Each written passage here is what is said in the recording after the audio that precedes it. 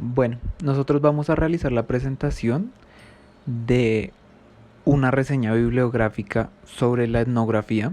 Dentro de esta vamos a presentar su historia, sus principales características, algunos métodos a emplear para adquirir información y adicional a esto vamos a presentar distintos casos de estudio en Colombia. El grupo está conformado por Diana Núñez, Luz Murillo, Oriani Reyes y Jonathan Pineda. ¿Qué es la etnografía? La etnografía es la ciencia que estudia el comportamiento de una comunidad. La etnografía tiene su origen o data de acuerdo a lo que presenta el artículo explorando los orígenes de la etnografía y su pertinencia de Andrés Recasens, que ésta se pudo haber empleado desde tiempos bastante remotos, quizá desde antes de Cristo, puesto que para el estudio de las comunidades y llegar a conocer distintas lenguas tuvo que haberse tratado comunidades entre sí haciendo una investigación a fondo. Además, este artículo plantea que la etnografía, o bueno, uno de los mayores representantes de la etnografía es Kant, el filósofo, que hacia finales del siglo XVIII comienza a presentar el tema de la etnografía como lo que hoy conocemos. Para definirlo de manera concisa,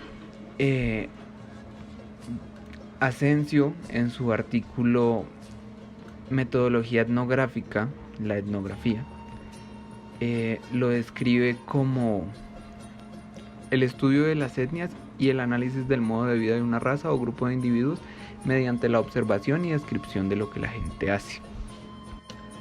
El objeto de la etnografía es realizar una descripción objetiva de las dinámicas, las estructuras y los procesos que se dan en el seno de un grupo humano determinado.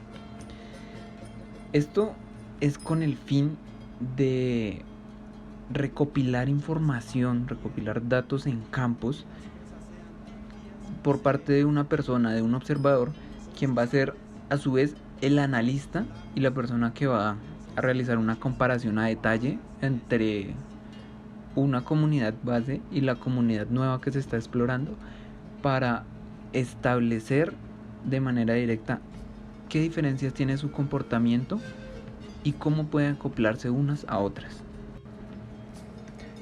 Algunas de las características a destacar en cuanto a un estudio etnográfico es que debe tener una elaboración teórica, una definición del problema, un enfoque, un tiempo determinado y una investigación en detalle.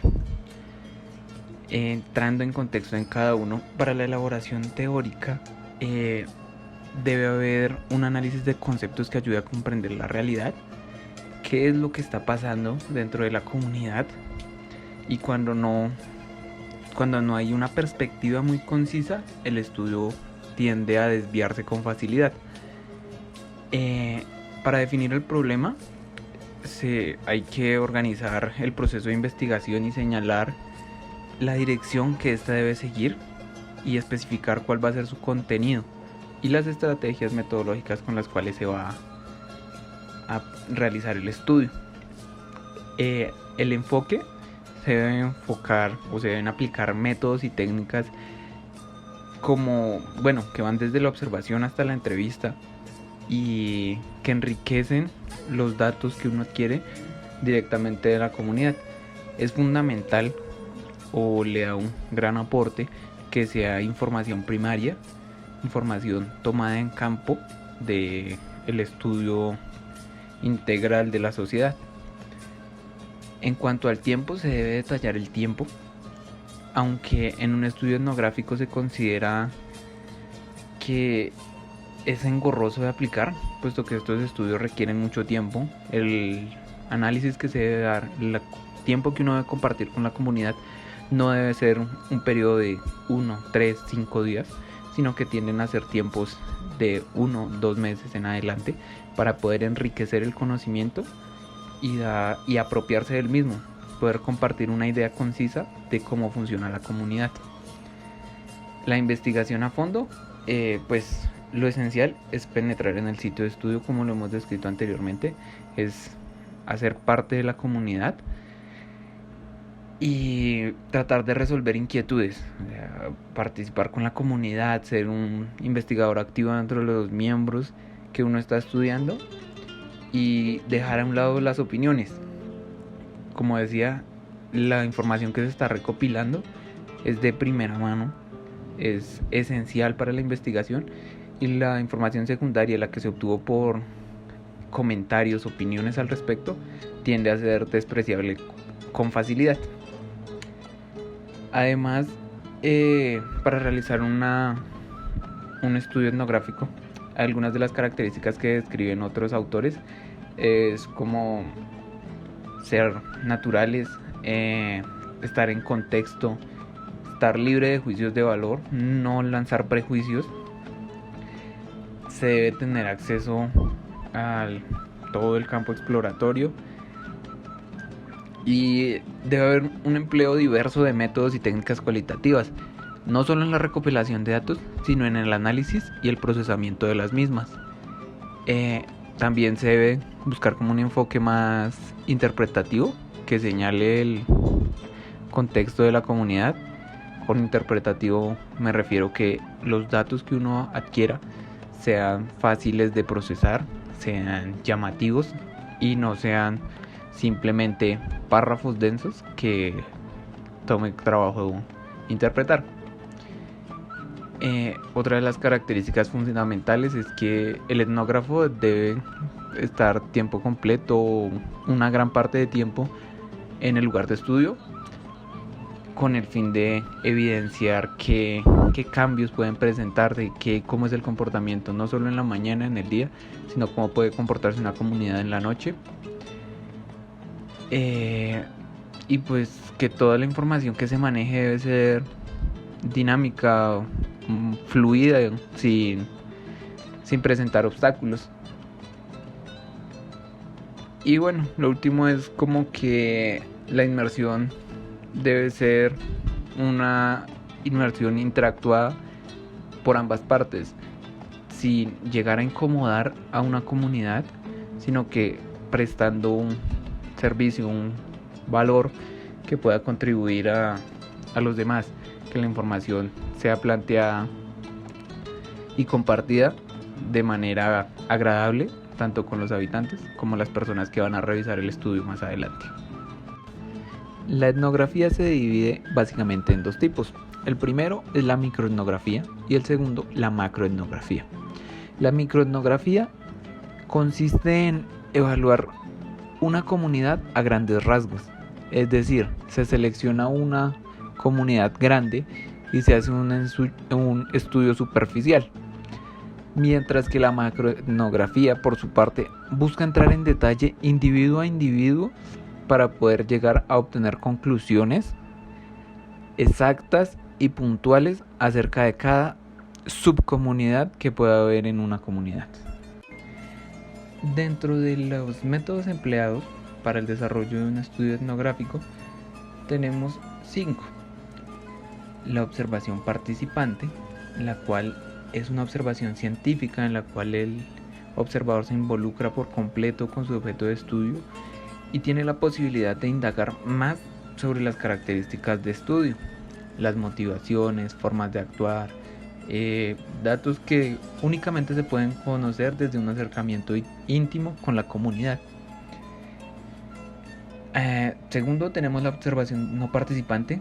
Es una observación dentro de la que se distingue una observación directa y una observación indirecta. En el caso de la observación directa, la investigación se centra en estudiar directamente lo que se está investigando, mientras que la indirecta se realiza a partir de documentos relacionados con dicho objeto, es decir, no interfiere con la comunidad en ningún momento, no participa con la comunidad, solo hace una revisión bibliográfica, por llamarlo así. Tenemos como tercero la entrevista informal. El objetivo es mantener a los participantes hablando de cosas de interés del investigador que fortalezcan el objeto y cubran los aspectos más relevantes para la investigación como tal. Esto puede ir desde discusiones casuales o una entrevista detallada ya que se haya consolidado y el investigador o el observador la lleve directamente al campo de estudio. Otro de los métodos que tenemos es la historia de vida. Se busca por lo general una persona representativa de la comunidad, una persona mayor, alguien que tenga bastante tiempo de compartir, y a él se le realiza una entrevista en detalle de los aspectos que uno considera claves para el desarrollo de la investigación. Y lo último son los estudios de caso, que son descripciones que se refieren a una única muestra, o sea, una persona, grupo u organización, y no abarca la comunidad en general. Se parte de una semilla pequeña para extrapolar los datos de la comunidad como tal. Bueno, ahora les hablaremos de 3 comunidades indígenas que se ven implicadas en un proyecto en el que ya se les hablará más adelante. Estas comunidades indígenas son Cowi, Malayo y Arhuaco. El primer pueblo indígena del cual vamos a hablar es el pueblo de Cowi, más conocido como Caga. Es uno de los pueblos indígenas asentados en la Sierra Nevada de Santa Marta con un territorio aproximado de 21 kilómetros cuadrados. En esta extensión se localiza el resguardo Cowi, Malayo y Arhuaco. Según un censo realizado por el DANE en el 2005, se reportó que 9.173 personas son pertenecientes al pueblo de los Cagao, de los cuales el 52.39% son hombres y el 47.61% son mujeres. También se obtuvo que estos se encuentran ubicados principalmente en La Guajira, El Cesar y Magdalena. Los Cowi se encuentran en la zona occidental, en los valles de los ríos Ancho, San Miguel, Ranchería de Palomino, en La Guajira, de los ríos Buritaca, Palomino y Don Diego, en Magdalena, y también poseen algunas tierras en el río Tucurinca, al occidente y al suroccidente, en los valles del río Guatapurí. En esta tabla se puede observar los sitios sagrados, los cuales son delimitados por la línea negra. La línea negra es aquella que delimita sus territorios ancestrales. Aquí ellos hacen diferentes ritos, los cuales se llaman pagamentos, es donde ellos retribuyen los beneficios que son recibidos por la naturaleza, buscando poder lograr un equilibrio. Entre sus historias, los momos cuentan que la creación del mundo se dio en 2 etapas diferentes. En un principio todo era oscuridad y no existía ni el sol, ni la luna, ni las estrellas. Luego fue la madre luna quien hizo aparecer la vida en el agua, aunque no hubieran seres vivientes.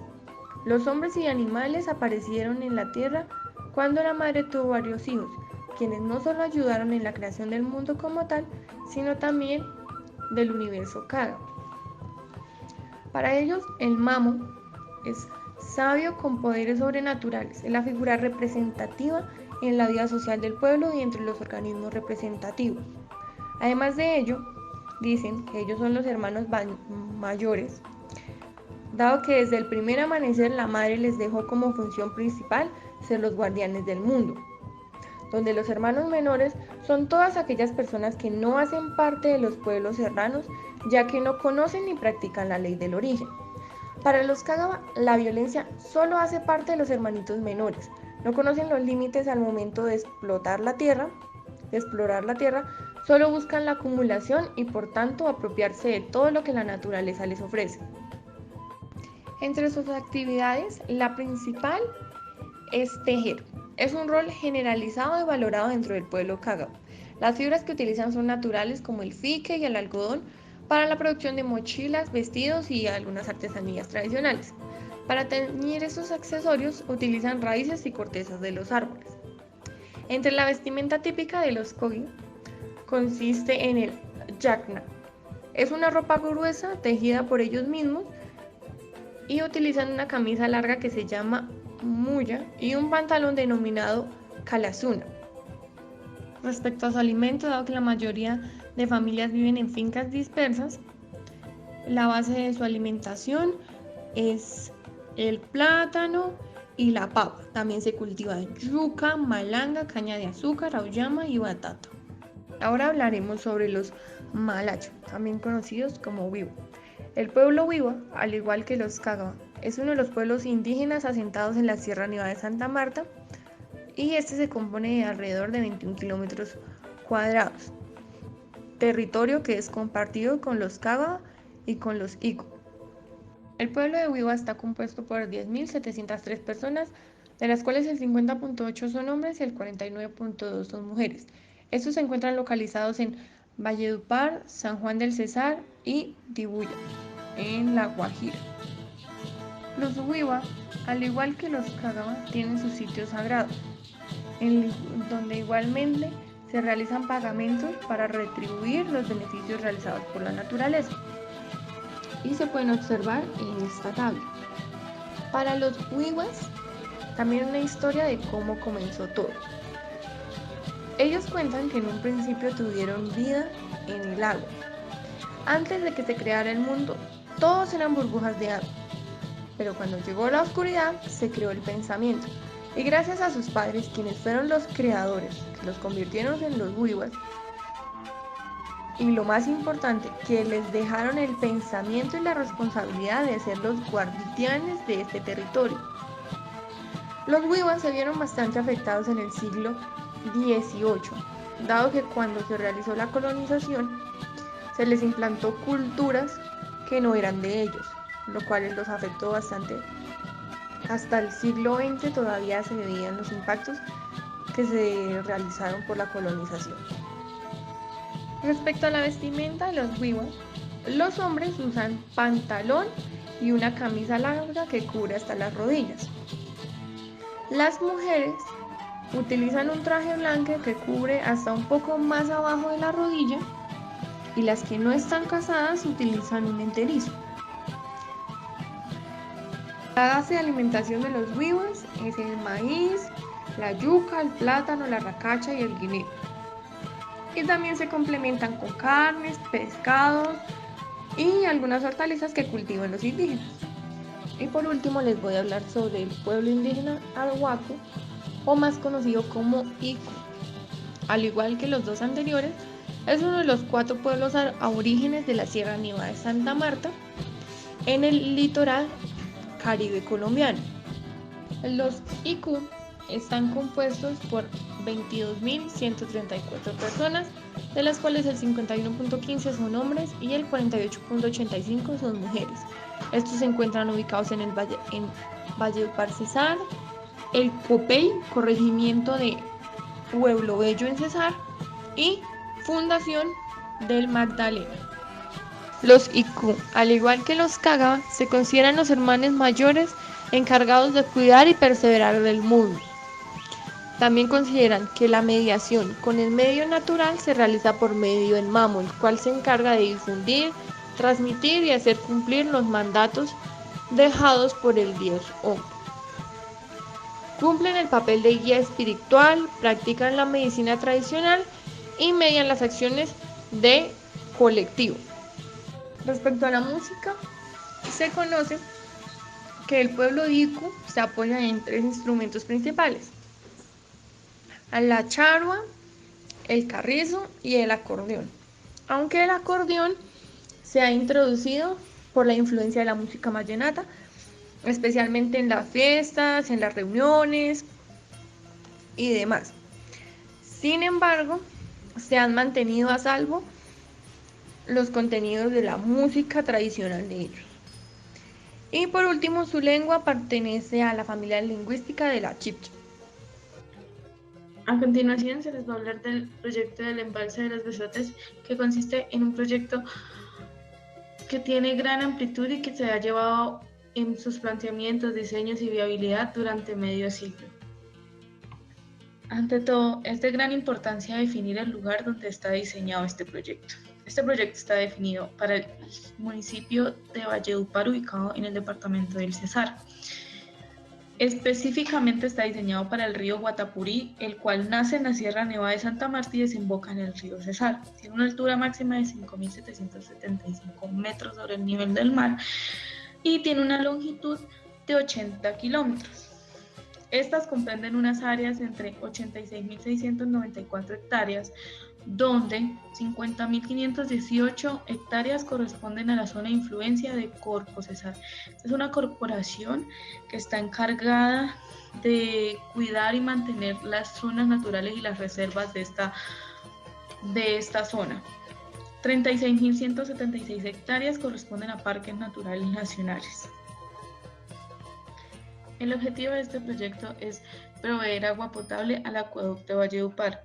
Este proyecto se planteó inicialmente por la necesidad de poder abastecer en un futuro a las poblaciones de aproximadamente el año 2025, ya que para esta fecha no se tiene una buena proyección del abastecimiento de agua potable. Entonces, la idea como tal del proyecto es construir una represa que mantenga el agua y una vez por esta transcurra agua turbia, por otro lado salga agua limpia y así poder garantizar que el agua cruda que llega a la planta de tratamiento sea de mejor calidad y pueda ser tratada. Este objetivo se diseñó inicialmente ya que en los últimos años se han registrado caudales muy bajitos para el río Guatapurí. Entonces se puede decir que para los próximos años posiblemente no fluya un caudal suficiente para abastecer a las poblaciones. Estas poblaciones las cuales se verían afectadas serían aproximadamente 10.000 hectáreas de suelos que corresponden a los sectores de Los Corazones, Ovejas y Callao. Las imágenes que se ven en la diapositiva se puede observar las maquetas que se hicieron de acuerdo al diseño del proyecto. Algunos de los comentarios de los conocedores del tema aseguran que la mejor solución para el problema de agua en la capital de Cesar es la construcción del embalse Los Besores.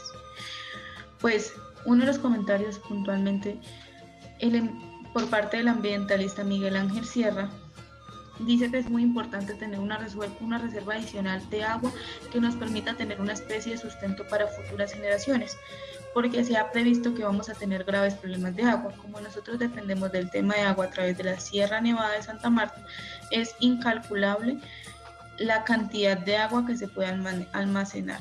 En cuanto a los indígenas, esto es un proyecto en que nada los afecta a ellos, porque es un taponamiento de dos montañas que no va a generar ningún traslado a nivel ecológico, no se va a transformar nada. Esta es la opinión de un ambientalista. Como tal, mantiene su postura a favor del proyecto. Sin embargo, otro especialista, que es el ingeniero Álvaro Yaguna Núñez, jefe del mantenimiento de Endupar, expresó que este proyecto hace mucho tiempo viene dándose trámite para la parte administrativa y puntualmente dice, se planteó una gran represa con soluciones multipropósito, es decir, que con un caudal acumulado se podría desarrollar proyectos de energía, acueductos regionales y sistemas de riego, pero hasta allí llegó el proyecto y perdió interés. Es exactamente lo que dice este especialista. Sin embargo, ante este proyecto se han encontrado muchos desacuerdos en cuanto a las comunidades indígenas que habitan y están aledañas a esta cuenca Guatapurí. Este proyecto lleva más de medio siglo para llevarse a cabo y desde que se planteó la idea inicial de llevar a cabo este proyecto.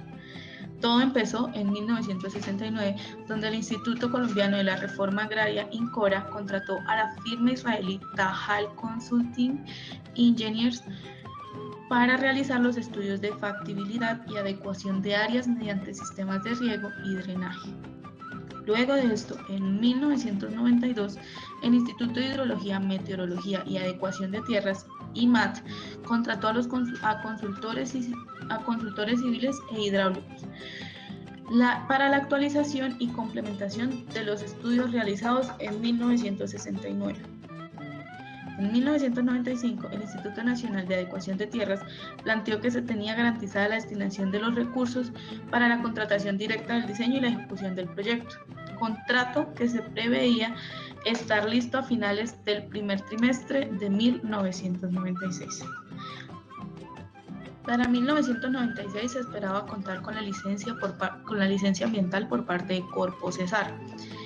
Pero antes de que pasara esto, se extinguieron las 3 instituciones interesadas en adelantar el proyecto para iniciar el desarrollo de este en 1997. Ya para el 2001, la Alcaldía de Valledupar y las empresas de servicios públicos Endupar contrataron con la Universidad Nacional sede de Medellín la realización de estudios y diseños del embalse, la cual a su vez contrató a la firma Integral S.A. que presentó el diagnóstico para el 2003 y se recomendó el aumento de la capacidad del embalse de 20 a 37.1 millones de metros cúbicos. Ese mismo año se intentó lograr la licencia por parte del Ministerio de Ambiente, pero aún así no fue posible obtenerla.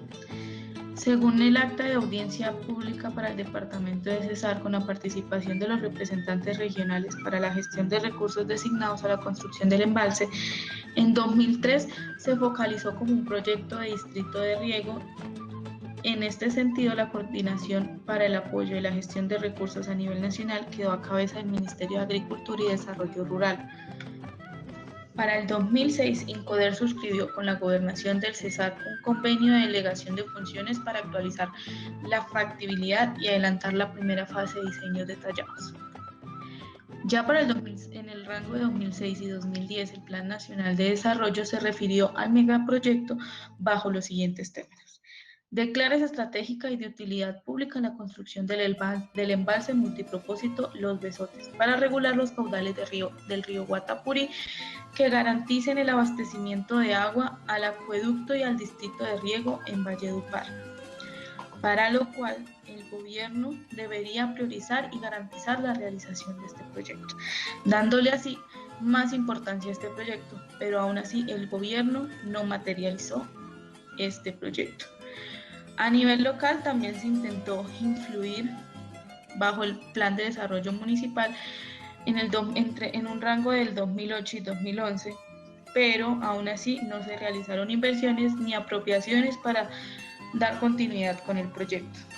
Aún así, en el 2009 encabeza el proyecto, encabeza como tal el Grupo de Instituto de Desarrollo Rural, Incoder. En mayo de 2017, la firma Integral de Ingenieros y Consultores presentó un estudio de factibilidad sobre el embalse Los Besotes. El proyecto requiere recursos del orden de $150 millones, de los cuales 70% tendría que aportarlos el gobierno nacional, 20% tendría que aportarlos el gobierno departamental y 10% el municipal. Para esa fecha, el general Edgardo Maya Villazón manifestó que existe una propuesta del Banco Interamericano de Desarrollo para la realización de un crédito por 20 años para la construcción de la represa. Entonces, hasta el momento, eso es lo último que se tiene para este proyecto, pero aún así no ha sido posible porque hay otras causas que no lo han dejado llevar a cabo. Embalse multifuncional, los besotes y las comunidades indígenas. En este capítulo, en esta parte, vamos a hablar como de los impactos negativos más importantes del megaproyecto de la represa Los Besotes. Abarcaremos problemáticas respecto a las afectaciones sociales, las afectaciones culturales y la afectación ambiental y a la biodiversidad de la zona. Desde el inicio de la realización de este proyecto, las comunidades indígenas que hemos mencionado han expresado de diferentes maneras su oposición a estos. Ellos consideran que este tipo de proyectos están violando su ley de origen, afectan negativamente su forma de vida y deterioran el ambiente. De igual modo, ellos expresan que se está incumpliendo a la Constitución política en todo lo que es referente a los derechos fundamentales de este tipo de poblaciones. Esto se debe a que ellos expresan que no están teniendo en cuenta su opinión ni las leyes de su comunidad, ni al igual que su cultura, sus tradiciones, y de igual modo este proyecto está afectando directamente a sus tradiciones, sus lugares, entre otras cosas. Dentro de las afectaciones sociales, económicas y culturales que recaen sobre estas comunidades indígenas es la inundación de lugares de pagamento, alteración de sitios sagrados, de caminos tradicionales. De igual modo, este proyecto implica el desplazamiento de varias familias. Eso quiere decir la pérdida e inundación de sus casas, centros de reunión y construcciones tradicionales.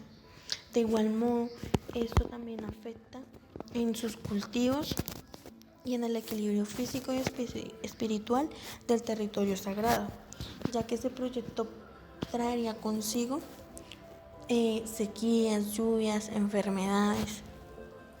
Para estas comunidades indígenas, como la principal afectación es que la construcción de estos megaproyectos lo consideran como acciones ofensivas hacia la madre tierra.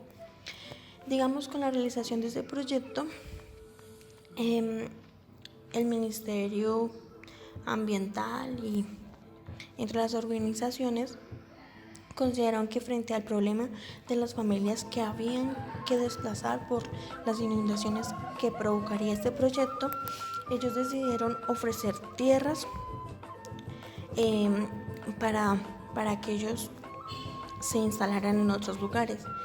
Esta propuesta para estas comunidades indígenas son consideradas como ofensivas porque ellos consideran que recibir dinero para permitir un desastre tan grande en su madre tierra no hay forma de pagarlo espiritualmente.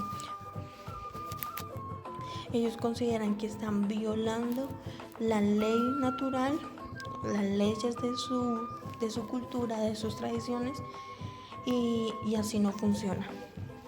Por otro lado, este proyecto trae consigo afectaciones ambientales. La zona de construcción del embalse de Bezote se encuentra en el cinturón árido precaribeño. Este hace parte de un ecosistema seco tropical que es uno de los 3 ecosistemas más degradados, fragmentados y menos conocidos del país. Esta situación lo hace más frágil y vulnerable. Con la realización de este proyecto se pone en peligro 12 especies de anfibios y 10 especies de reptiles.